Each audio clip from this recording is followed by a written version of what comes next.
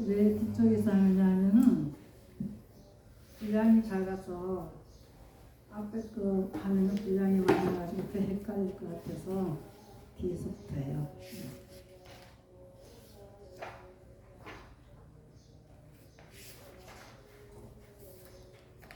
일서명에 563페이지. 아, 책이 없으시구나.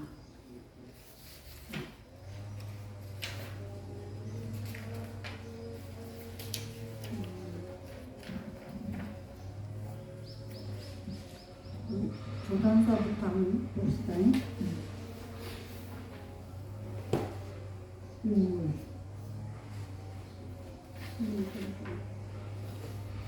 이거 보시죠.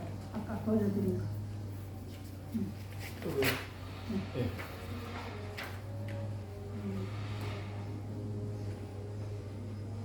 먼저 번에 책을 읽어보니까 옛날 이야기더라. 예. 옛날 이야기지. 부처님 당시 이야기이기도 하고. 네. 불교 이야기는 전부 부처님 이야기예요. 부처님 당시 이야기예요. 그 얼마나 먼 옛날일까? 2500년. 당연한 건데 그 새롭게 얘기를 하니까 어떻게 알고 있었나 생각이 들어가지고 그래서 이제 교단사를 좀 가져왔어요. 예, 보세요. 불묘로 교단사 변천사. 예, 좀 알고 계시나요? 네? 네. 얼마만큼? 그때 제가 알기로는 부처님 시대 때 각종 율과 법을 엄격히 이제 제자들에게 지키라고 했었다가 부처님 열반하시고 나서 뭐 그런 이제 엄격하게 이제 지키라는 그런 얘기를 안 하시고 한편으로는 좋아하시는 분도 계셨고 한편으로는 이제 부처님이 안 계셔도 믿고 의지할 수 있는 뭐를 이제 만들자 해서 그때 불상이 만들어졌다 라고 알고 있고, 그리고서 부처님의 가르침을 하기 위해서 경전을 만들기 위한 작업이 그게 이루어졌던 걸로 알고 있습니다. 한번 읽어봅시다.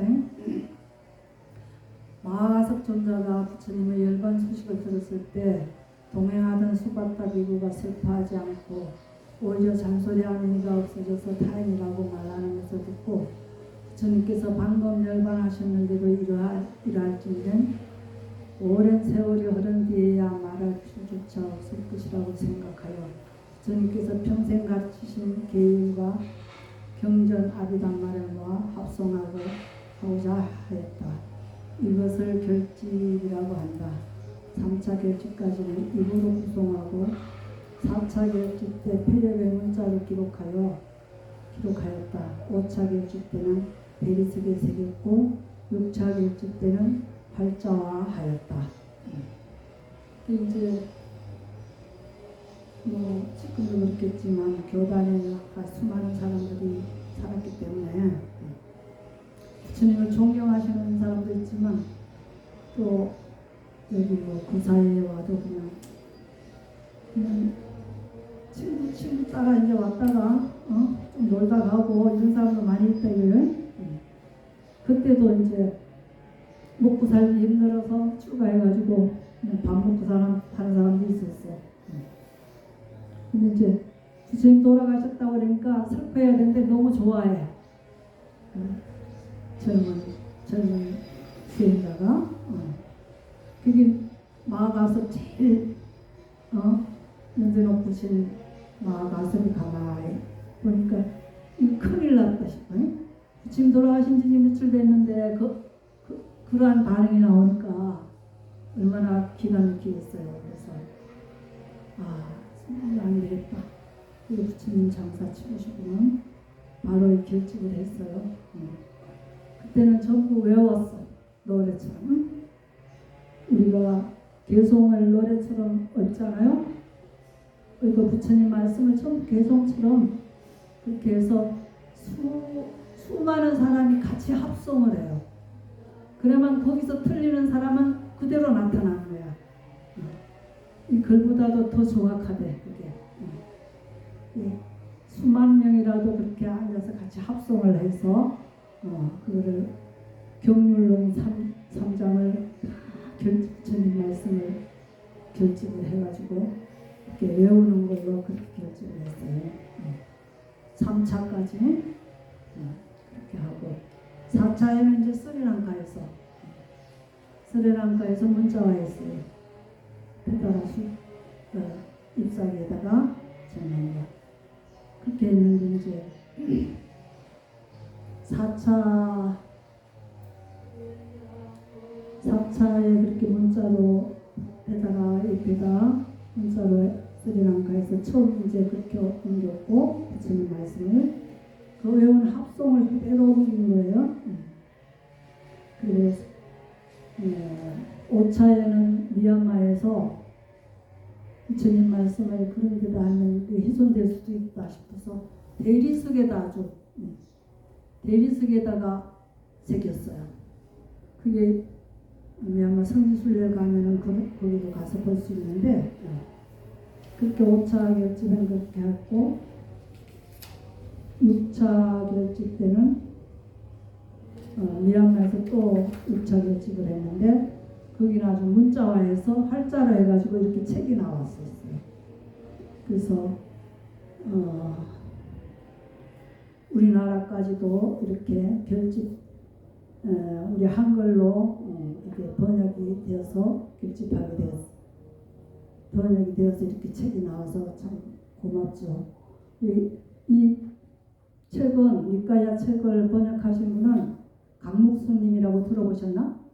책 쓰잖아요. 책 안에서밖에 안 들었어요. 2006년도에 이 비가니까의 제일 긴 경을 완성했어요. 강묵수님께서. 강묵수님은 인도 푸나 대학에서 빨리와 산스크리트를 공부했어요. 그래서 졸업하고 나서 미얀마에서 수행하시고 그때부터 이제 결집 번역하려고 아주 단단히 마음을 먹고 번역을 해서 2006년에 디가니까야를 완성했어요. 2006년. 이 제일 긴 경이고 이 제일 긴 경은 부처님이 아주 신경 써서 마음 먹고 누가 질문하는 거 찾아와서 불교를 물을 때 확실하게 아주 시간이 길더라도 확실하게 해놓은 거예요. 그래서 이걸 읽어보면은 아주 자세한 면이 있어요. 그 사부니까야라고 해서 이거 말고 맞지마니까야 중간 길이 또 앙구따라니까야 이거는 주제별로 놓은 거고 쌍육다니까야는 그냥 여러 가지 잡된 거 이런 걸 모아서 해놓은 거예요. 그래서 이거 말고 또 이제 아비담마 같은 그런 것도 이제 논도 있지만은 그 많은 것을 2012년에 다 완공해가지고 완성해서 그때 해양법회를 할 때 내가 가봤어요. 참 훌륭하신 분이에요. 이렇게 우리가 많은 사람이 이걸 읽어볼 수 있게끔 부처님 말씀을 쉽게 접할 수 있게끔 그렇게 하신 분이라 참 대단한 분이라고 생각해요. 강목스님하고 또 백무스님 또 있는데 이름을 잊어버렸네. 두 분이 이렇게 하셨어요. 그래서 언제 기회가 되면 그분하고 초청해서 법문을 들어봐도 좋아요. 이 티가니까야 앞에 보면 법만경이라고 있는데 이 법만경은 모든 것을 다 아울러서 얘기해 놓으신 거라 상당히 우리가 이해하기에 번거로워요. 응? 그래서 그만두고 뒤에서부터 간단하게 된 것만 내가 시작한 거예요. 디가니까의 일본의 그 꼬살라국의 왕이 부처님께 질문한 게 있어요. 찾아와서 출가 생활의 결실이 무엇입니까? 그 거기 보면 아주 상당히 자세하게 확실하게 얘기를 해놔요. 이 경전 참 좋은 거예요. 읽어보면 뭐 어려운 거 있습니까? 없죠?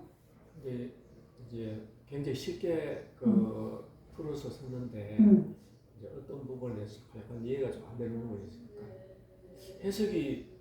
해석이 그 번역하는 과정에서 문제가 좀 있는지 제가 이해를 잘 못해서 그런지 쉬운 거는 쉬운 건데 그럼 분명히 다른 또 메시지가 있을 것 같은데 그런 부분은 좀 이해가 좀 안 돼요.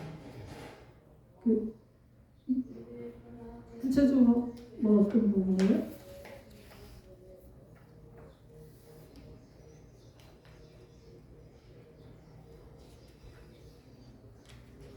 많아서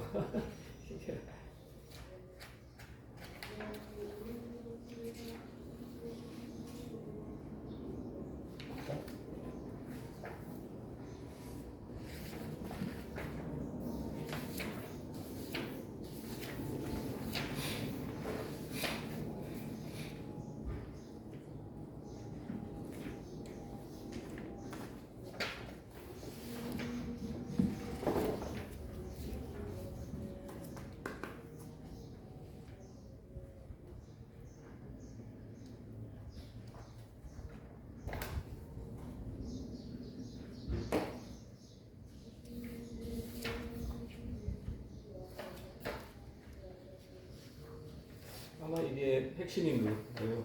네 가지 거룩한 마음 중에서 자애가 있고, 그다음에 이제 두 번째가 연민이 함께하는 마음이 있고, 그다음에 세 번째가 이제 같이 기뻐하는 마음, 네 번째가 이제 평온이 함께하는 마음. 그래서 이제 평온이 함께하는 마음이 이게 제가 알고 있는 게 맞는지. 근데 이제 평온이라는 것은 늘 평상심을 유지하는 이런 뜻인지 아니면 제가 인터넷에서 보니까 이게 내가 자비를 베풀었는데 상대에 대한 보상을 받지 않았을 때 내가 어떤 보상을 받지 못함에 대한 어떤 서운함이라든지 이런 걸 일으키지 말아야 된다는 뜻이 복합적인 게 있는 건지. 그 이야기는 부분적인 이야기예요. 그렇습니까? 네. 예. 이게 자비희사라는 지금 자비희사 맞습니다. 예. 자비희사거든요. 예. 그 사는 예. 선도학도 본인 자리예요. 신의 자리예요. 그렇습니다. 그걸 이해해야지 이해가 되지. 예. 앞에 거를 이렇게 차량 분별로 이렇게 하면은 그 이해가 안 돼요. 자비와 연민과 기쁨과 이런 것이 다 사라졌을 때 나온 거예요. 사는. 그 수행을 하다 보면은 기쁨이 일어나고 또 좀 되면은 막 기쁨이 일어나거든요. 그다음 그 기쁨조차도 사라지고 행복도 사라졌을 때 사라는 게 나와요. 진리를 말하는 거예요. 그 이런 것들은 이제 말씀은 우리 한글로 해놔서 쉽지만은 그 뜻을 이해하는 거는 좀 어렵죠. 그래서 이런 지도하는 사람이 있어야지 그러면 확실히 알 수가 있어요.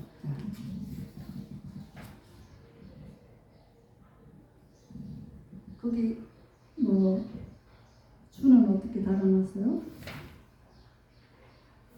주에 대한 게 주에 대한 특별한 게 없는 것 같습니다. 그건 이제 이게 좀 상당히 핵심적인 내용인 것 같아요. 그렇죠. 네 가지 거룩한 마음이 핵심적인 내용이고, 그다음에 이제 그 다섯 가지 장애, 다섯 가지 장애 중에서 5개입니다. 5개.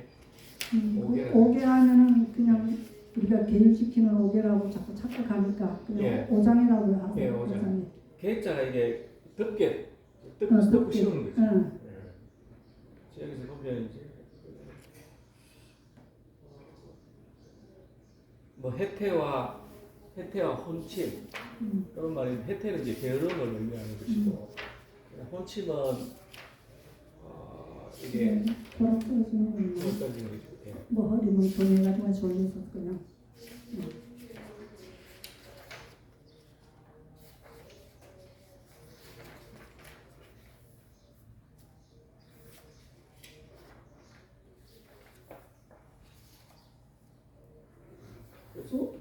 거기에 덮개라는 것이 장애라는 얘기죠.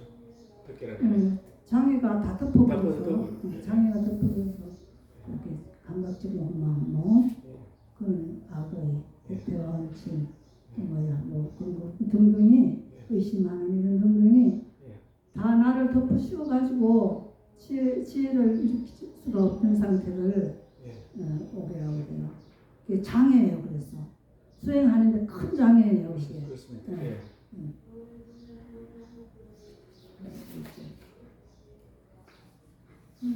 전체적으로 이제 한글로 써서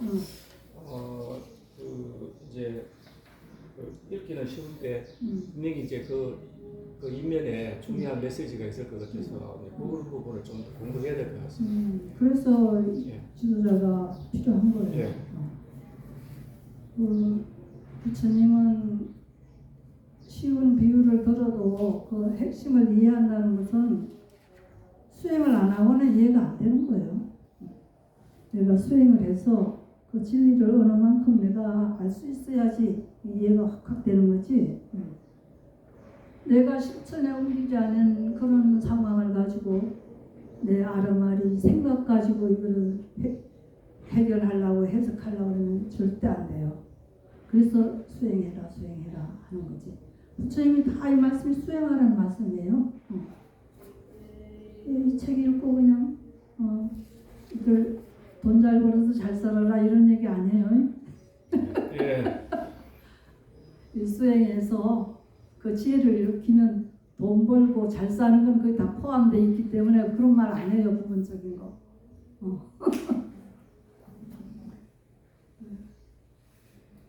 그리고 뭐 오늘은 경하기보다 그런 거 질문하는 걸로 더 할까요? 예, 좋습니다. 질문해 보세요. 삼베다를 이렇게 베다경을 이야기하는 네, 거죠. 베다경, 브라만교. 브라만교. 이런 내용들이 있죠. 브라만의 경전 3배다가 전체인가 봐요 아마.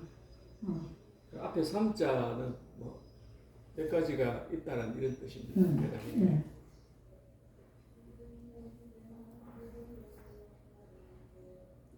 이 브라만교들은 그 경을 그냥 외우고 찬탄하는 것 뿐이에요. 수행이 없어요. 그래서 그 책 경전에 보면은 부처님한테 와서 그 브라만교에 있던 수행자들이 와서 부처님께 와서 우리 스승님이 이렇게 했는데 전 이해도 안 되고 수행도 안 되고 그렇습니다. 이런 걸 말씀을 많이 하세요.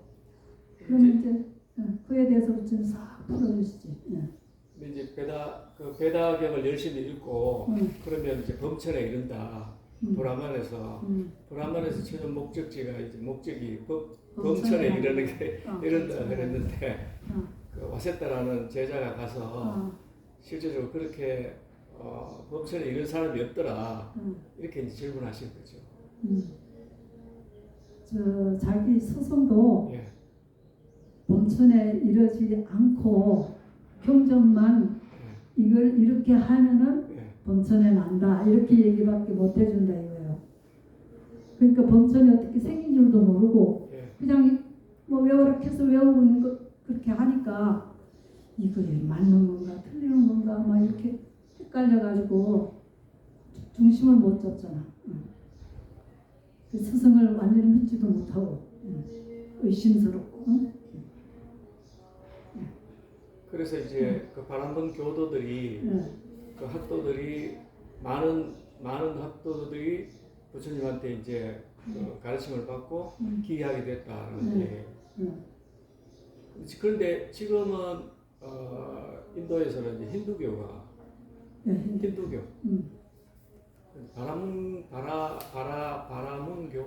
바라문교 같은 노릇이죠. 네. 지금도 있습니까? 인도에서?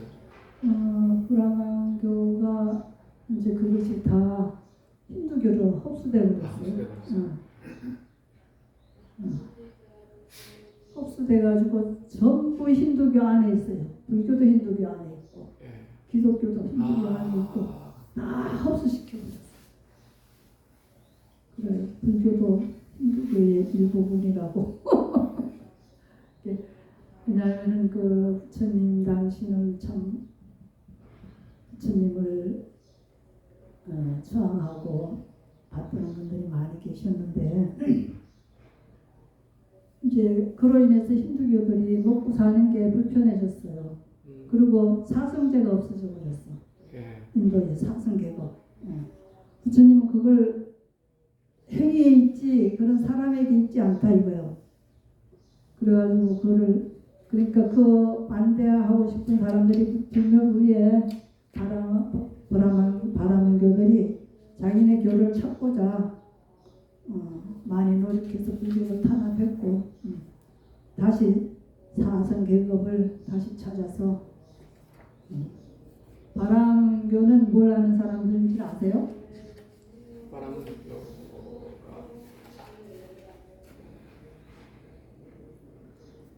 바라문교는 왕실의 제사 국가를 위해서 제사 지내고 제를 올려서 그리고 이제 국가의 왕들이 무슨 말을 정사의 어려운 걸 논의할 수 있고 얘기하면 그 사람들이 또 제를 지내야 된다 이런 얘기를 하면은 또 제를 크게 지내고 그랬는데 꼬살라부 왕은 그렇게 살다가 부처님을 딱 만나서 이제 그런 얘기를 하는 거예요. 그런 거는 우리가 다 눈으로 보아서 알 수 있는 일이다. 부처님 말고 그 밑에 모든 바라온 종교들이 하는 것들은 우리가 눈으로 보아서 다 알 수 있는 일인데 불교의 수행자들이 하는 그 결과는 우리가 눈으로 볼 수가 없다. 그러니까 수행자들의 수행의 결실이 무언가를 여쭙는 거예요. 그거를 비유를 들어서 다 아주 일러주셔요. 그래서 아주 흡족해가지고 가면서 저도 무슨 제자가 되겠다고. 왕들이 많은 제자가 돼버렸어요. 예. 네. 또 바람은 교가 아니라 바람은 제가 여기 읽어보면 바람은 어떤 제사 지내는 제사장, 성직자 뭐 이런 그 직업이나 직책 같은 거를 뜻하는 것 같던데. 그렇게 바라문교가 인도 사성계급이 제일 어떤이잖아요. 네, 그렇습니다. 제일 어떤가는 그게 계급이야. 그 나라에. 그 다음에 구사트리아고 왕족이고 그 다음에 이제 일반 상업자들, 농사족, 공산. 제일 처음에는 이제 슈드라인가? 제일 처음에는 이제 완전히 불가천민이라서 집안에 들어서 잘 수가 없어요. 밖에서 자야 돼. 밖에서 살아야 돼. 얻어 먹어야 되고. 그러니까 얼마나 그런 사람은 불같이 천민으로 태어난 것이 참 기구한 운명이잖아요. 부처님 그 타파하셨어요. 행위에 있다. 이렇게 이발사들도 출가하면은 귀족이 출가했거나 이발사 출가했거나 해도 먼저 출가한 사람이 형님이에요. 지금 그래는 안 드러났어요. 그러니까 막 브라만들에게 아주 그냥 너무너무 싫지. 자기네 제사 지내야 되는데 엄청 많은 재물을 올려서 제사 지내고 자기들은 먹고 살아야 되는데 부처님이 그 살생하지 말라 그랬거든. 그 제사 지내서 뭐가 이루어지는 건 아니다. 그러니까 부처님 눈에 까시지. 그럼 그때 당시에 이 그런 그게 바라문족들이 이제 제를 지내거나 할 때 왕이나 장자들한테 어떤 기부나 이런 걸 많이 받았다. 뭐 재물 같은 거를 뭐 이런 얘기가 나오더라고요. 그렇게 재물을 그렇게 제사 지낼 때 많이 올리는 분들이 있을 거예요. 그래서 이제 그런 학도들이 이제 부처님 찾아와서 자기들 사문에 대해서 뭐 얘기하면서 뭐 비교하고 하다가 결국 부처님 이렇게 귀하고 같이 따라다니고 그렇게 했던 것 같은데, 그럼 이때 당시 저는 이제 읽다 보면 이 써져 있는 배경이라던가 단어라던가 이런 말씀들이 전부 다 그 시대에 맞춰서 이제 말씀을 하시다 보니까 현재 시대에서 그런 이제 문구라던가 이런 것들을 보면 와닿지가 않는 부분들이 간혹 있어요.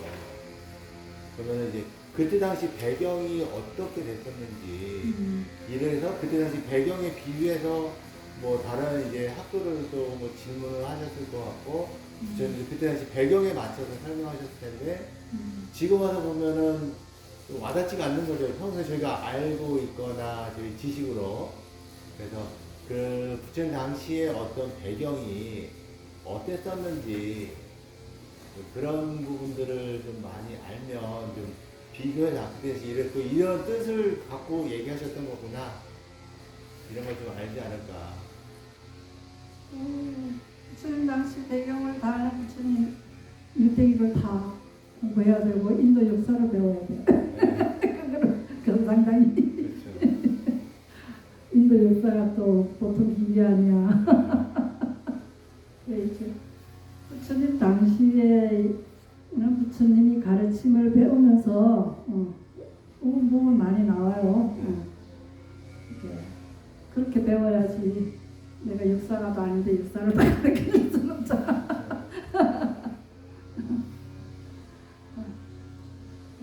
부처님 당시는 뭐 옛날 고대 나라라고 그러지만은 지금으로 말하자면 뭐 부족 국가 뭐 그 정도 돼.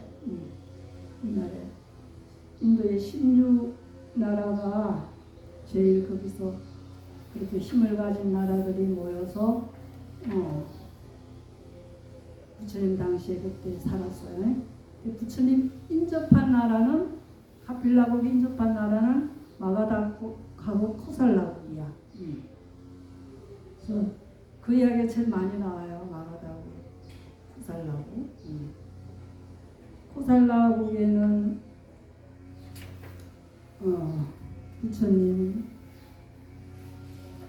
부처님께 무엇을 모시했느냐 하면은 기원정사라는 걸 모시했어요. 기원정 수다타 장자가 기원정사를 비구 스님들이 살 수 있는 기원정사 하면은 엄청 큰 동산을 주고 또 거기다 건물도 짓고 강당도 짓어서 수행자들이 수행할 수 있게끔 그렇게 한 게 있고, 또 마가다국에는 빈비사라 왕이 중림정사를 기증했어요. 제일 첫 번째로 기증한 게 중림정사야. 대나무숲 동산. 그래서 수행자들이 숲 밑에서 수행하였고, 이 인도는 더운 나라지만은 저런 나무 밑에 그늘에 앉아서 수행을 하면 참 시원해요. 진짜 수행을 할 만한 곳이에요. 그래서 그 동산을 그냥 기증을 하는 거예요. 그리고 그 얘기하려면 좀 긴데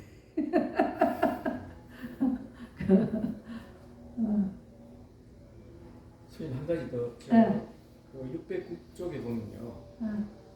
짧은 길이의 개에서 모두 26가지의 개로 개려지는 게 이 짧은 길이의 개고, 그럼 그 다음 페이지 보면 중간 길이의 개에서 모두 10가지로 잘못된 행위를 하는 것을 멀리하라.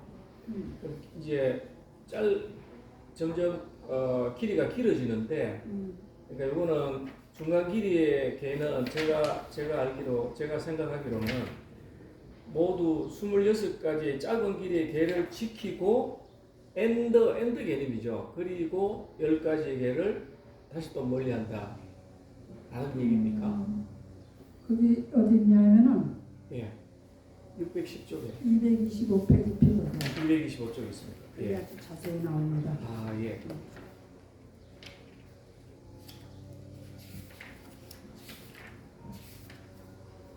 이 224페이지에 짧은 길이가 나오죠. 예, 예. 이 이제 아, 여기 자세히 있네요. 예. 예. 이 계율은 수행자들이 지키는 계율이에요.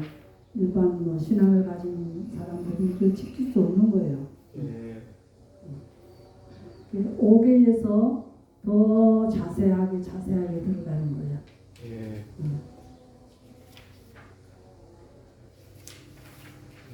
알겠습니다. 탁발을 하는데도 생고기를 받는 것도 건물이고, 뼈아닐 때 먹어도 안 되고, 씨앗류와 초목류를 해치는 것도 안 돼요. 그러면 스님은 딱 얻어먹고 나무 밑에서 살 수밖에 없는 거예요. 탁발에서 먹고 나무 밑에서 수행하고, 그것만 해야지.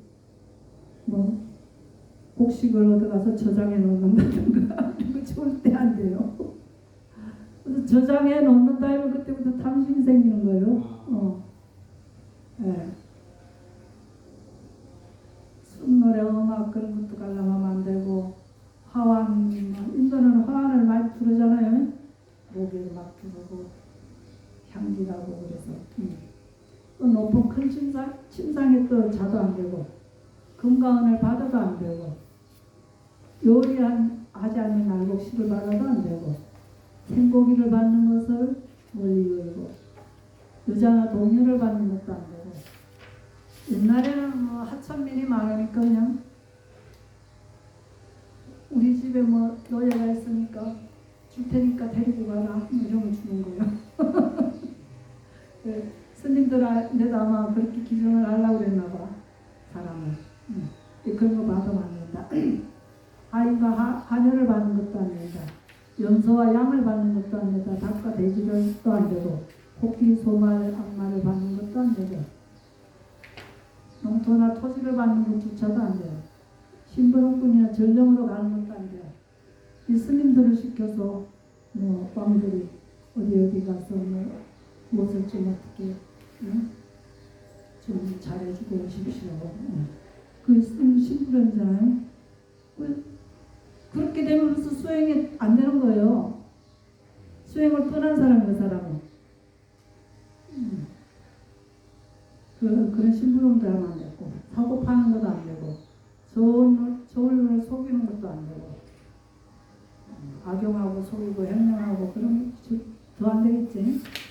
상해, 살포, 포박, 약탈, 여작질 이런 거 수행에 장애가 되는 거 부처님은 절대로 하지 말라고 했어요. 수행에 장애가 되는 거. 그 짧은 길게는 이렇게 생명을 죽이지 말고 주지 않는 것을 가지지 말고, 금욕되지 못한 삶을 버리고, 언행을 버리는 거죠. 또 거짓말하지 말고, 거짓말에도 여러 가지가 있잖아요. 말에는 4가지가 있어요.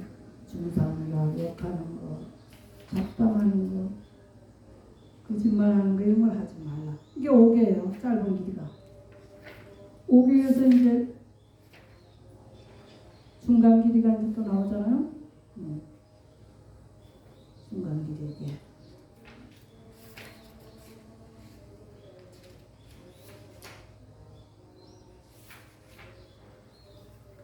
다음에 김기르에게 이거 집에 가서 잘 읽어보시면 예. 이건 수행을 하려면 딱 이렇게 지켜야 된다. 수행을 하려면.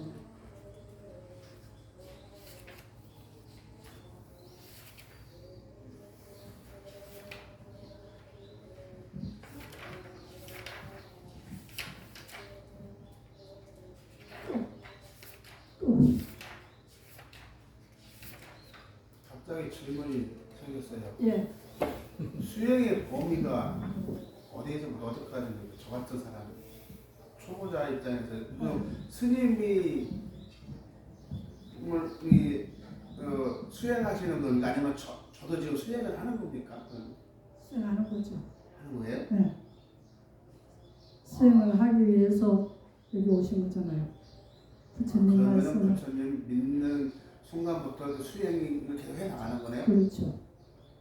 근데 부처님을 맹목적으로 믿느냐, 이렇게 부처님 말씀을 파헤치면서 내가 정말로 알고 믿느냐, 이 다른 거죠. 네. 맹목적으로 믿으면 그냥 나 부처님 믿습니다, 난 불교입니다 이러면 되지 뭐. 응? 그런데 그거 가지고는 어떻게 뭐 달라지는 게 없잖아요, 그죠? 내가 달라지는 게 없어. 그때부터 이제 제 말씀을 배우고 실천하고 수행을 하면 내가 막 달라지는 거죠. 어떤 방법으로? 탐진치에서 개정으로 달라지는 거예요. 탐진치로 살아가는 그 방법에서 개정에 계율과 정과 지혜가 열리는 그것으로 바뀌는 거예요. 그러면 하나가 더 궁금한 게 네. 생겼어요. 예. 그 높은 단계의 수행까지 간다면은 응. 일반 사람이 죽을 때까지 한 어느 등급까지 올라가면은 그래도 수행을 잘했다고 할 수 있을까요?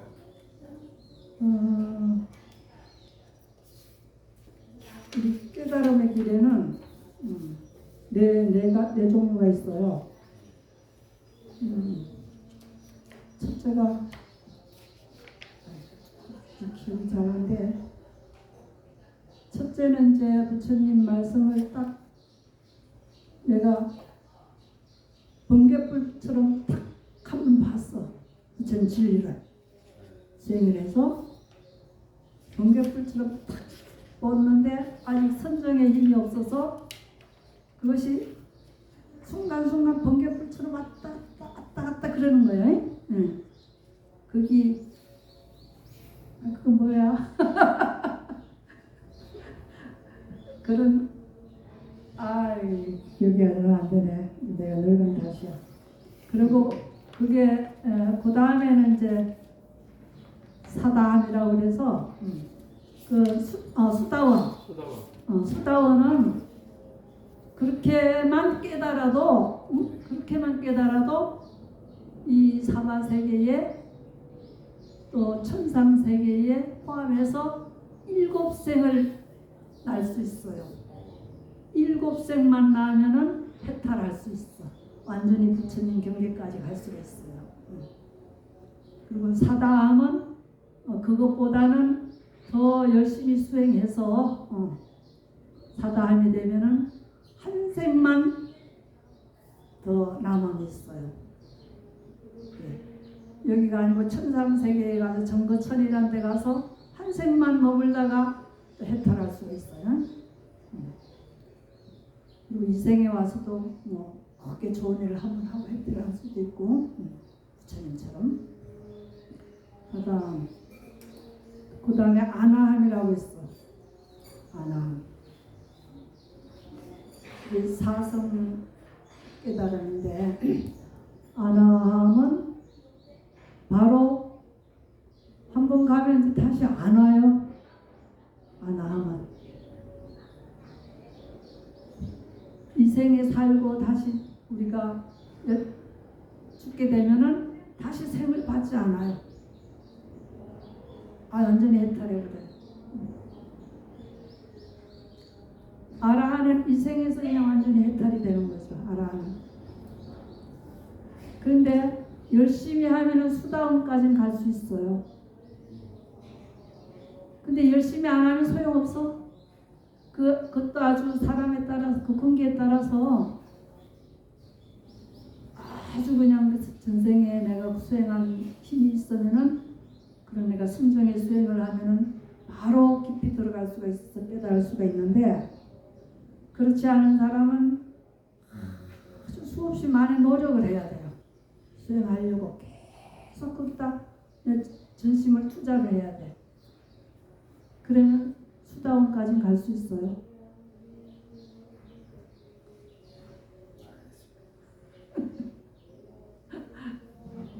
그 다음에 또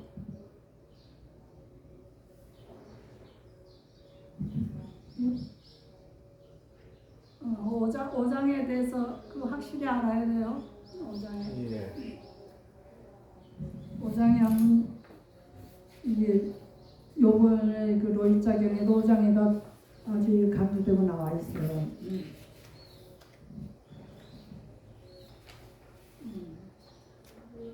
내가 한번 지금 7개월을 감축해서 왔는데, 로익자경은 몇 페이지냐?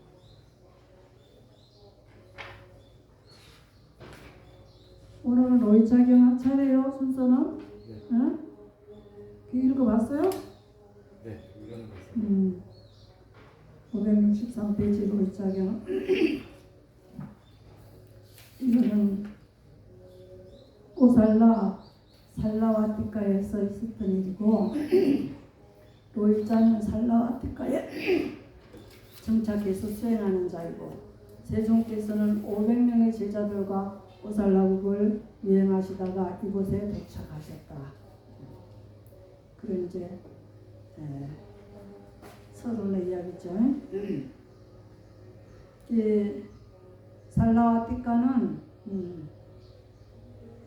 브라만들이 살 수 있게끔 왕이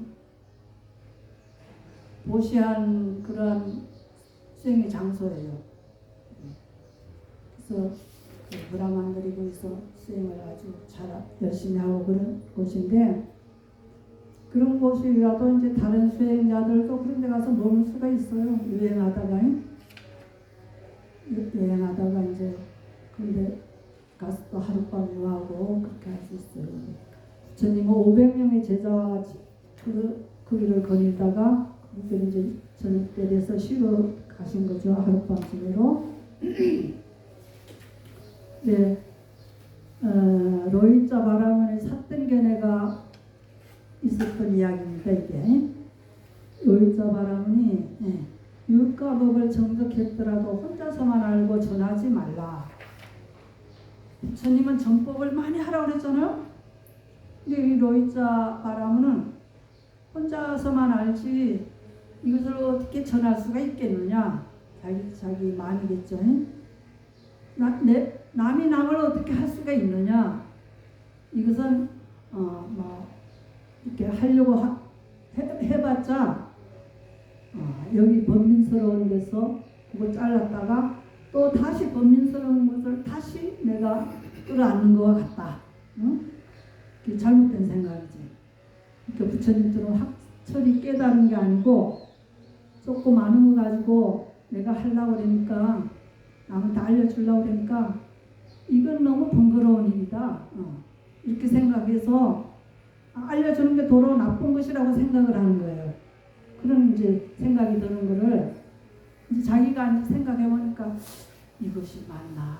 이제 자기 그렇게 생각 들어가는 게 잘못된 건가? 맞는 건가? 이제 이거 부처님께 와서 확인하는 거예요. 이렇게 여기에 대한 부처님께서 비유를 들어서 이제 얘기를 하죠.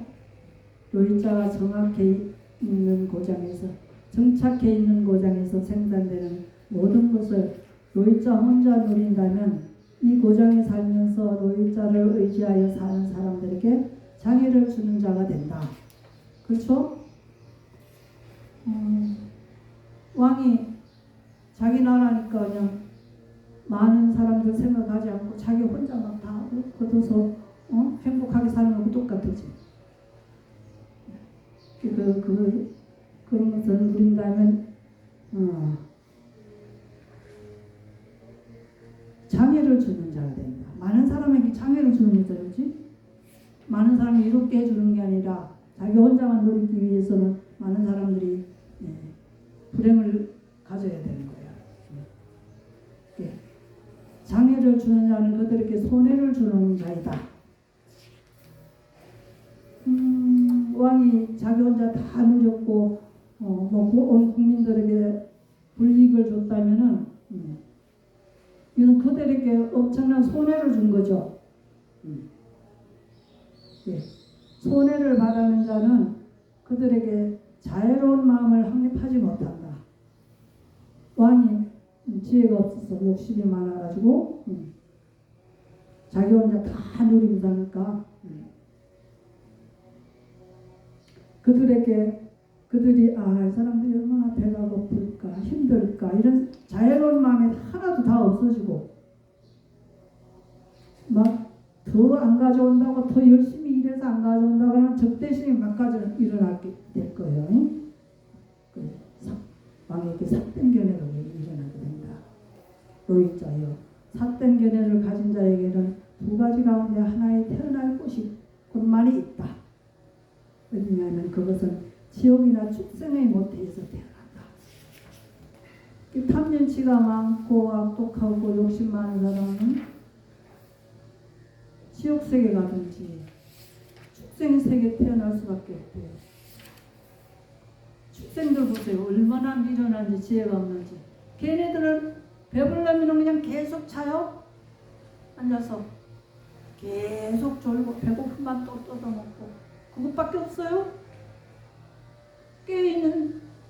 깨어있을 새가 없어. 계속 차느라고 졸고. 그건 축생세계 미련해서 무지해서 축생세계 태어난다 이거예요. 아니면은 고통을 쉴 새 없이 받는 신세계가 태어난다. 이 생에서도 고통이 쉴 새 없이 일어난 사람들이 많이 있잖아요. 그죠? 있어요. 우리 세계에서는 이제 살다가 TV 같은 거 보면은 엄청난 세계를 보고 야 진짜 저기는 지옥이구나. 이제 그러니까 왕이 이렇게 비유를 들어서 말했잖아요, 그죠? 그 수행하는 사람이 포교를 안 하고 자기 혼자만 편안하려고 생각하는 그 자체가 이 지금 왕의 비유한 거예요. 너는 네 혼자만 알면 지옥에 간다. 축생으로 태어난다. 그래도 혼자도 확실히 아는 게 아니기 때문에 그런 거예요. 이제 세 가지 질책받아 마땅한 선생이 또 있어요. 이제 또 말씀하세요. 노이자 이 사람이 바라문교의 스승이잖아요. 스승인데 이런 견해가 들었다는 거예요. 이제 세 가지 질책받아야 마땅한 스승이라는 게 어떤 것이냐면 이러한 스승들은 질책하더라도 그 질책을 사실이고 옳고 복다워서 비난받지 않는다. 질책받을 만한 세 종류의 스승이 있다. 이러한 스승들을 질책하더라도 그 질책은 사실이고 옳고 복다워서 비난받지 않는다 하는 세 가지 잘못된 스승에 대한 생각이에요. 출가수행을 첫째, 출가수행을 성취 못한 자가 이것은 그대들의 이익을 위해서이고 이것은 그대들의 행복을 위한 것이다 라고 제자들에게 법을 설한다. 제자들은 들으려 하지 않고 귀 기울이지 않고 구경의 지혜를 위해서 마음을 확립하지 않는다.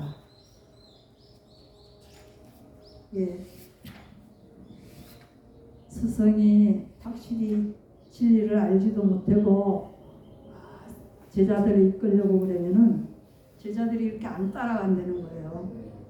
제자들도 다 무리고 있잖아요, 그지? 안 따라가고 그러니까 이게 여인에 비유해가지고 떠나려는 여인을 붙잡는 것 같다. 제자들이 떠나려고 하는 걸 붙잡는 것 같다. 내가 수행을 열심히 해서 그 사람들이 따라오게끔 해야 되는데 내가 수행이 덜 된 상태에서 떠나는 제자들을 붙들려고 한다. 이 잘못된 스승이다. 그 다음에 두 번째는 출가의 목적을 달성하지 못했는데도 제자들이 따른다. 이는 마치 자신의 밭을 버리고 남의 밭에 김을 매는 것과 같다고 한다. 이 출가의 목적은 달성하지 못했는데도 제자들이 따른다.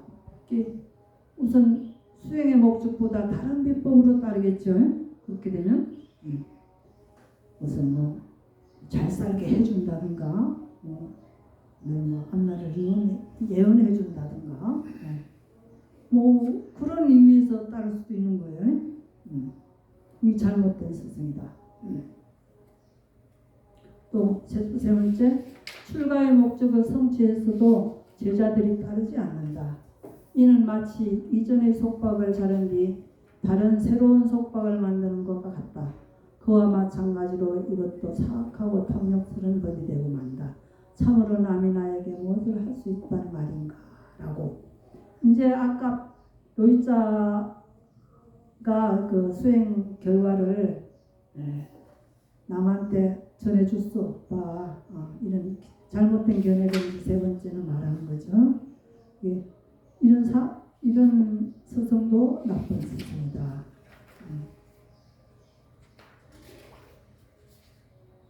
목적을 성취했어도 제자들이 따를 수 없다는 문제가 있잖아요.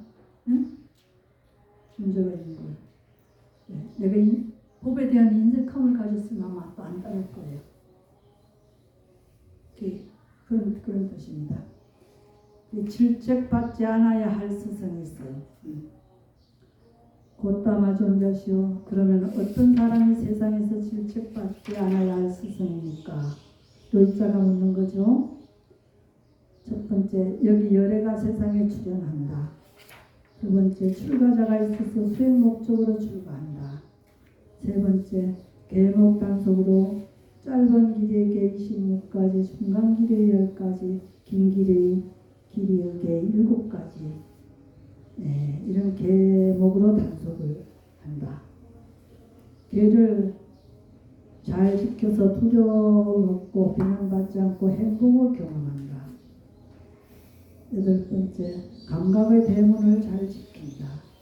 마음 챙김, 알아차림을 잘한다. 비구는 얻은 필수품으로 만족한다. 5장애를 잘 건너서 봐온다. 이들 5가지 장애가 제거되었음을 자신에게 관찰할 때 비구는 스스로를 필세에서 벗어난 자, 병이 쾌유된 자, 감옥에서 풀려난 자, 자유인 그리고 안전한 곳에 다다른 자가 자라 여긴다. 질책받지 않는 스승은 이러한 스승이다.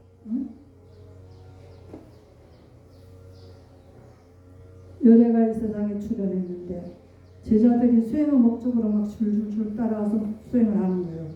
무엇으로 수행을 하냐? 계목단속으로 계율을 잘 지켜서 계율을 잘 지키고 잘 지켜서 두려움이 없고 비난받지 않고 행복을 경험한다. 내가 계율을 잘 지켜서 수행하면은 행복이 경험이 되는 거예요. 행복이. 그리고 감각의 대문. 감각의 대문이 뭐라고 그랬지? 안이비설신. 안이비설신의 색성량미촉법에서 연결된 일어남이 오온이죠. 오온의 그 감각의 대상이 감각의 대상을 잘 지킨다. 실제로 깨달은 사람들은 무지한 사람은 그 감각에 의해서 막 행동을 하는 거잖아요. 응? 감각에 의해서. 감각에 의해서 행동하니까 내가 좋으면 막 무지하게 막 남이 좋든지 말든지 막 그 사람을 막 괴롭히더라면 내가 좋아하는 거. 또 내가 싫으면 그 사람이 날 아무리 좋아해도 발길을 차고 막 두드려 패고 이렇게 할 수 있는 그러한 무지가 일어나는 거예요. 감각 대상에 잘 못 지키면은 그러면은 점점 더 얽히고 설켜서 사는 게 너무 힘들고 지옥 세계가 되지 않겠어요? 그래서 감각의 문을 잘 단속해라. 단속하는 것은 현재의 알아차림이고, 응? 내가 현재의 알아차림이고 깨어 있어야 돼. 호흡에 깨어 있어야 돼. 그냥 깨어 있으라고 그러면 잘 안 되니까 호흡에 깨어 있어야 돼. 현재에 또 일을 할 때는 현재에 깨어 있고, 내가 일을 멈출 수 있고 호흡에 깨어 있어야 된다.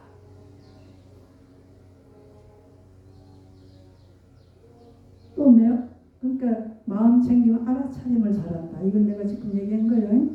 깨어 있으라. 마음 챙긴다. 현재의 마음 챙김 잘하고 호흡에 깨어 있으라. 그렇게 비구는 얻은 필수품으로 만족한다. 그러니까 내가 벌어서 쓰려고 수행하는 자는 벌어서 쓰려고 돈 벌려고 애쓰지 않고 얻은 필수품으로 만족하며 산다. 얻는 필수품이 오죽하겠습니까? 그죠? 하루에 밥 한 끼예요. 아플 때 약 사주는 거. 옷이 없을 때 큰 옷이라도 옷이 받는 거. 이거예요. 얻은 필수품으로 사는 거는.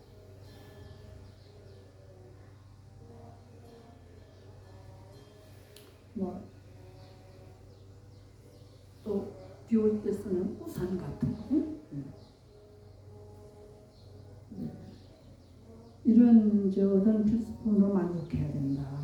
이러면은 진짜 이렇게 살면은 빨리 깨달아요. 이렇게 살면은 다른 데 신경 쓸 수 없이 아주 훌륭한 스승의 지도 받아가면서 이렇게 빨리 깨달아요. 부처님 당신은 뭐 그냥 말씀만 들어도 다 툭툭 깨달았잖아요. 우리 말씀 이렇게 해도 부처님이 아니기 때문에 수행도 안 하고 또 수행하더라도 힘이 들고 제대로 알고 하면 수행의 실력이 확 큰다.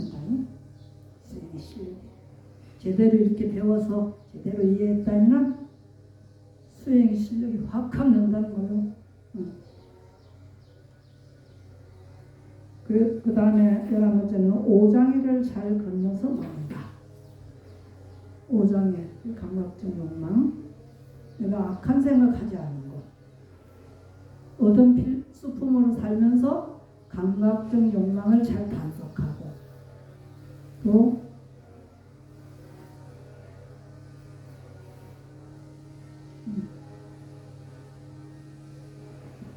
악한 생각하지 않고, 악한 생각은 수행을 잠시 잊어버렸을 때 나쁜 생각을 하는 거죠. 옛날에 뭐 있었긴 나한테 나를 괴롭혔던 사람, 그런 사람 생각하다가 그래 내가 너를 언제라도 복수를 하겠다 이렇게 생각하는 악한 생각. 그로 인해서 이제 만나게 되면 널 째려보고 말이야. 그 악한 생각이 자꾸 일어나겠죠. 네.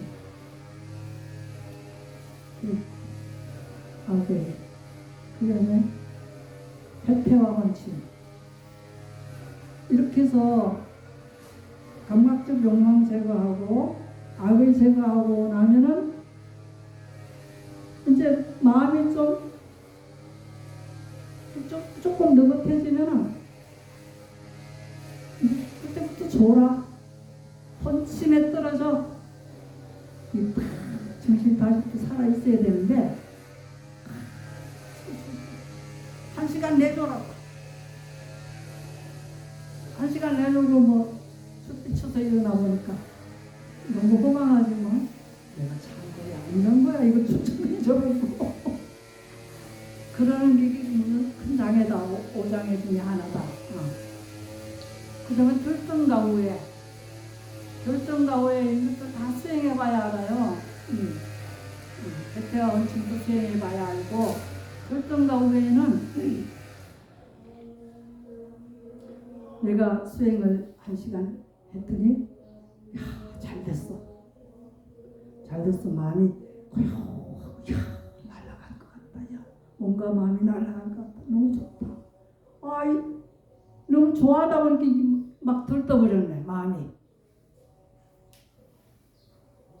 또 그게 아니라도 누가 칭찬 한 분 하면 다 마음이 또 들떠버려. 응? 이것도 큰 장애다. 응? 큰 장애다. 그럼 그 다음 시간에는 공부 안 돼요. 마음 들떠면은 들뜬 그 마음 때문에 그 가라앉히자면 또 한참 걸려. 그래 한시라도 생 놓치지 말고 우리가 수다원 깨달음이 올 때까지 쫙 밀고 나와야 된다. 이 장애에 휘둘리지 말고 장애. 그 다음에는 의심이잖아요. 의심이 왜 의심하겠습니까? 응? 의심 왜 합니까? 확신이 서지 않기 때문에. 그치? 부처님 말씀을 확신이 안 서는 거예요. 수행으로서 내가 체험이 안 돼서 이 머리로서 하니까 확신이 안 돼. 아 정말 그럴까? 맨날 이 생각만 하는 거야. 실천을 안 하고. 아이 그건 옛날 이야기야. 옛날 사람이나 해. 옛날 이야기 했잖아. 옛날 사람은 그렇게 하는 거야. 부처님 옛날 이야기지만 지금은 그 실천하는 사람 없어요. 과학자들이 제일 좋아해요. 수가모니 부처님 진리를. 아인슈타인도 미래의 종교는 불교라고 했어요.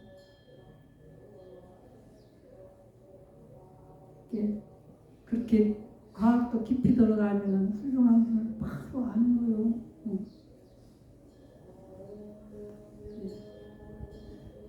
확신이 가게끔 수행을. 내가 확신이 안 가면은 뭐가 이해가 안 된다는 거잖아요. 이해가 안 되면 와서 질문을 해요. 그래서 이게 질문이 이해가 안 됩니다. 그래서 확실히 알아야 되잖아요. 확실히 알고 또 수행하고 실천해서 알고. 이 5장애를 건너면은 어떻게 되느냐? 이 5가지 장애가 제거되면은 자신에게서 관찰할 때 환희가 생깁니다. 환희, 기쁨이 생긴다. 5장애가 싹 사라진데 깔끔한 정신으로 탁 하면서 마음이 막 기쁨이 일어난다. 기쁨이 일어나면은 그 어떤 조금 어리석은 수행자들은 막 히히 웃고 다녀요. 너무 좋다고. 근데 이 기쁨을 마음속으로 간직하면서 또 더 열심히 정진을 하면은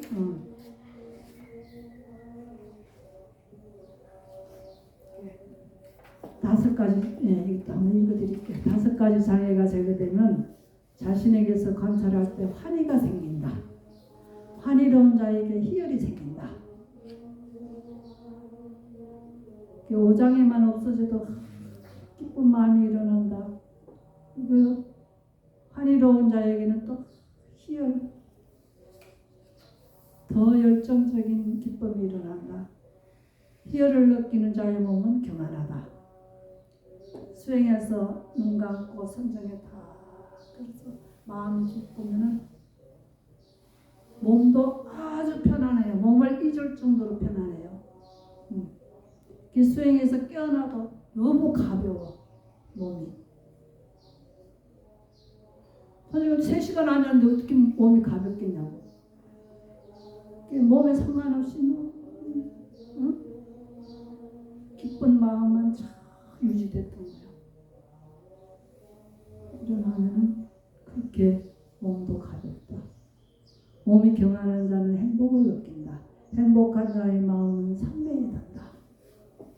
삼매는 초선, 이선, 삼선, 사선 있죠? 이제 이 수행하는 장면이 쫙 그대로 나오는 거예요. 이 경에. 예를 들어 목욕가루에 물로 반죽을 할 때 물을 선정을 얘기하는 거예요. 희열과 행복이 있는 초선을 부족하여 먹는다. 초선을 우리가 얘기할 때 예를 들어 목욕가루에 물로 반죽을 할 때 물을 알맞게 부어서 반죽을 하되 속속들이 스며들지 않을 때가 없이 반죽이 된다. 그렇지 않으면 물기가 밖으로 흘러냅니다. 이렇게 공부 지어갈 때 공부가 다 스며들지 않고 밖으로 새어나가면 삼매가 이루어지지 않는다. 마음이 고요한 상태에서 기쁨도 이제 착 가라앉고 마음이 그대로 행복으로 착 편안한 마음으로 유지될 때 뭐를 비유해야 되냐면은 목욕 옛날에 비누가 없어서 목욕 가루를 물을 넣어서 반죽을 해가지고 그걸 비누로 썼대요. 그래서 그 비누 반죽할 적에 그 가루에 물이 하나도 스며들지 않은 데가 없이 잘 반죽을 하면은 물이 밖으로 흐르지가 않는데 이걸 대충 반죽을 하면은 물이 밖으로 흐르는 데가 있다. 잘 주물러진 데도 있지만은 물이 대신 밖으로 흐르는 데도 있다. 물이 흐르는 것은 이게 잘 모든 데 다 스며들지 않았다는 거예요. 이 선정도 이루어졌을 때 정진을 하면은 완전히 선정만 이루어진 그 상태가 유지되는 거예요. 번뇌가 들락날락 이렇게 자꾸 물이 흐르듯이 그런 것이 아니라 아주 선정만에 참 유지될 때 이 초선정이라고 그래요. 초선정. 선정이 이루어졌을 때.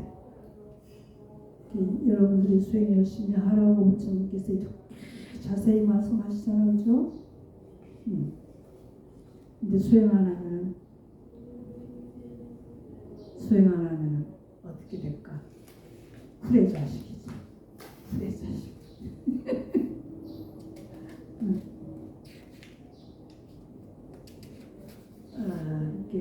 그와 마찬가지로 떨쳐버렸으면서 생긴 희열과 행복으로 이 몸을 흠뻑 적시고 충만케 하고 가득 채우고 속속들이 스며들게 한다. 온몸 구석구석 떨쳐버렸으면서 생긴 희열과 행복이 스며들지 않은 데가 없다. 완전히 선정이 단일화된 거죠. 몸을 내가 일질로도 모를 정도로 되는 거예요. 이제 그렇게 되면. 로이자여 제자는 스승에게서 이러한 형태의 크나큰 탁월함을 정득하나니 이런 사람은 세상에서 질책받지 않아야 할 스승이다. 제자가 이렇게 잘한다면 스승이 얼마나 훌륭해서 잘하겠냐고. 이런 스승은 질책받지 않는 사람이라고. 훌륭한 스승이지. 그리고 그러한 스승을 질책하게 되면 그 질책은 사실이 아니고 옳지 않고 법답지 않아서 비난받게 된다. 만약 이런 훌륭한 스승을 존경하지 않고 어떤 사람이 질책을 했다. 그래서 내 마음에 안 들어. 그냥 우리가 하고 싶은 건 하나도 못하게 하고 그냥 혼자만 그냥 뒤로 앉았다 하고 그렇게 질책을 한다면은 그 질책하는 자가 잘못된 거라 이거요. 그래서 질책을 사실이 아니고 옳지 않고 법답지 않아서 비난받게 된다. 질책하는 사람이 비난받게 된다. 그리고 그 다음에 이제 이선으로 또 넘어갑니다. 일으킨 생각과 지속적 고찰을 가라앉혔기 때문에 더 이상 존재하지 않으며 자기 내면의 것이고 확신이 있으며 마음의 단인한 상태이고 일으킨 생각과 지속적인 고찰은 없고 삼매에서 생긴 희열과 행복이 있는 제2선을 구족하여 보는다. 일으킨 생각은 이제 초선을 다 내가 경험하고 다시 이제 초선에서 나와서 일상생활을 하다가 또 이제 선정에 또 이제 공부하러 들어갔을 때 처음 시작은 그 선정을 다시 일으키는 거예요. 전에 초선정에 했던 것을 그 선정을 기억해가지고 자꾸 그것을 일으켜야 돼요. 일으키지 않으면은 안 돼. 그동안 생활하고 이것저것 생각하고 막 알아차리면 했지만 그렇게 했던 것이 얼른 가라앉지 않아서 일으킨 생각으로 인해서 가라앉혀야 돼요.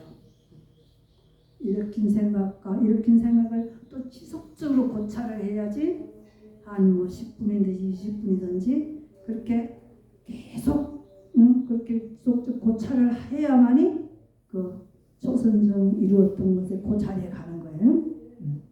그래서 어디야? 떨쳐 그러면은 이제 공부저 할 때 공부가 다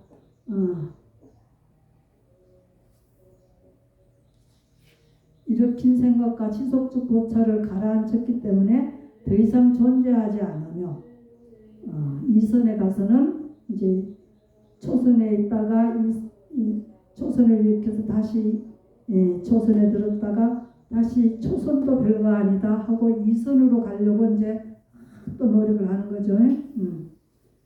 그러면 이제 자기 내면의 것이고 확신이 있으며 마음이 다리는 상태이고 일으킨 생각과 지속적인 고찰은 없고 여기서 이제 단일화가 되면 지속적 고찰도 내가 막 처음 일으킨 생각과 이런 것들이 다 잠재워진 거예요. 그래서 삼매에서 생긴 희열과 행복이 있는 제2선에 부족하여 나온다. 여기는 칠갑지 어디에 해당되냐 하면은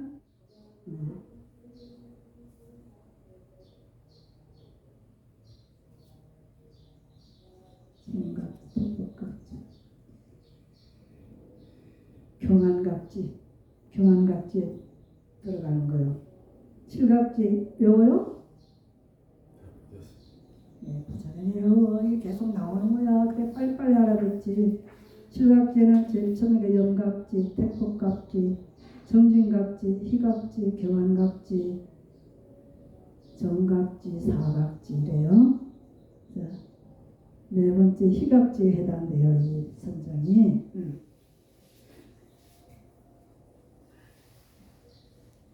희열이 그러면 이제 또 삼선에 이제 또 들어가는 걸 또 노력하는 거예요. 희열이 빛발했기 때문에 여기서 또 지속적 고찰 이런 것을 또 해가지고 여기서 이제 이선에서 희열이 있었던 것도 이제 빛발에 이것도 별거 아니다 하고 버리고 더 깊이 들어가는 거예요. 빛발했기 때문에 평온하게 머물고 마음 챙기고 알아차리며 몸으로 행복을 경험한다. 이렇게 기쁨도 다 버려지고 아주 평온하게 머물게 되는 거예요. 몸도 마음도 너무 평온하게 머물게 되는데 그를 두고 평온하고 마음 챙기며 행복하게 머문다고 묘사하는 제3선을 구속하여 머문다. 온몸 구석구석 희열이 사라진 행복이 스며들지 않은 데가 없다. 아까 목욕가루 반죽하듯이 희열이 사라진 행복이 스며들지 않은 곳이 없다. 이렇게 제4선까지 이루어지면은 제4선에는 이제 깨달음이라는 건 초선에서도 깨달을 수 있는데 제4선에서 이제 다 우리가 지혜가 딱 열리면은 그때부터는 우리가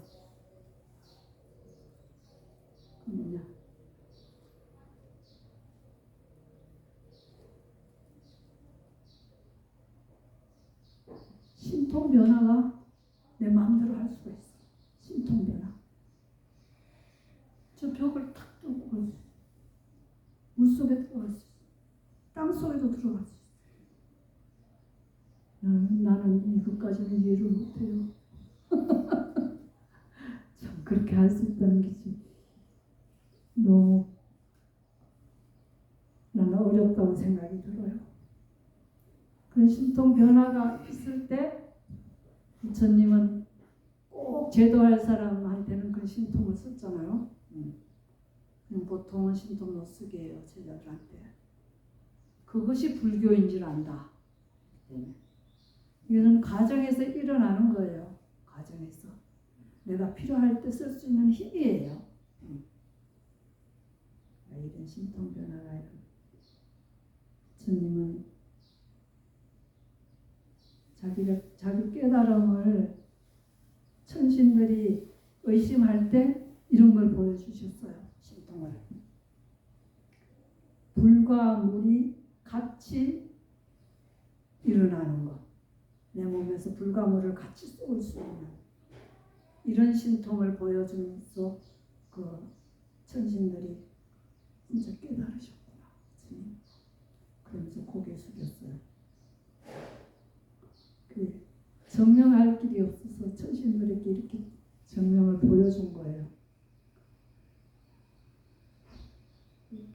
그 사람들이 뭐 이제 신통을 보고 뭐 증명을 했다는 것은 그것은 진리를 다 모른 거지만은 우선 그런 천신들을 제도하기 위해서 이런 신통을 보여줬고, 또한 부처님 아버지가 초청해서 부처님 나라에 갔을 때 일반 상식으로는 그렇잖아요. 아이고 뭐 어릴 때부터 내가 본 제가 무슨 뭐 부처라고 뭐 아이 존경심이 나고 그렇지 않잖아요. 그래서 이제 쭉 강당에 모여 앉았을 때 어린이들 앞에 쭉 모이게 하고 어른들은 뒤에 앉았어. 절할 때 어린이들을 먼저 시켜. 어른들은 절을 안 해. 그럴 때 이제 부처님이 다 그 신통을 보이는 거예요. 그게 그 어른들도 다 엎드려서 부처님 존경합니다. 그래서 이제 사선정에서 5선정, 6선정, 7선정, 8선정까지 있잖아요. 이게는 이제 여기까지도 깨달음을 안 가지면 선정에 불과해요. 8선정까지 가도 깨달음을 이루면 이제 이것을 마음대로 자유자재로 쓸 수 있으면서 부처님 진리를 확실히 포부할 수 있는 거죠. 그렇게 이제 이렇게 노이자에게 다 설명을 해놓으니까 노이자가 귀하게 되잖아요. 마치 어떤 사람이 지옥으로 떨어지는 사람을 머리채를 쥐고 끌어올려서 땅바닥에 내려놓는 것과 같고, 곧다마 존자께서는 나락의 골짜기로 떨어지는 저를 끌어올려서 땅바닥에 내려놓으셨습니다. 경이롭습니다. 곧다마 존자시여 경이롭습니다. 곧다마 존자시여 마치 넘어진 자를 일으켜 세우시듯 덮여있는 것을 걷어내 보이시듯 방향을 잃어버린 자에게 길을 가리켜 주시듯 눈 있는 자 형상을 보라고 어둠 속에서 등불을 비춰주시듯 곧다마 존자께서는 여러 가지 방편으로 법을 설해 주셨습니다. 저는 이제 곧다마 존자께 기회하옵고 비구성가에 또한 기회하옵니다. 저를 오늘부터 목숨이 있는 날까지 기이한 청신자로 화도 주소서. 그 기했어요. 선제다. 그치? 여러분들도 이렇게 되기를 바랍니다.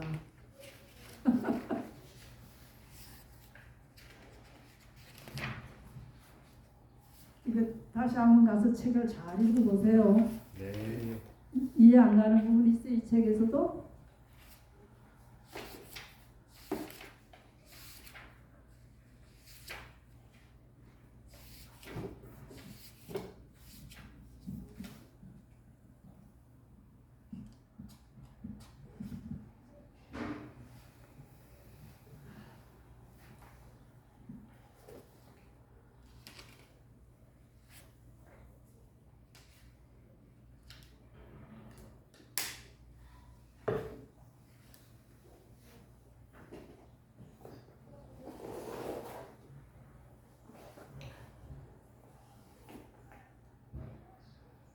나는 이 책을 처음 접하고 너무너무 좋아가지고 맞아, 이 말씀이 주님 말씀이야, 이 말씀이 맞아, 그렇게 감탄하면서 좋아했는데 여러분들은 아닌 것 같아.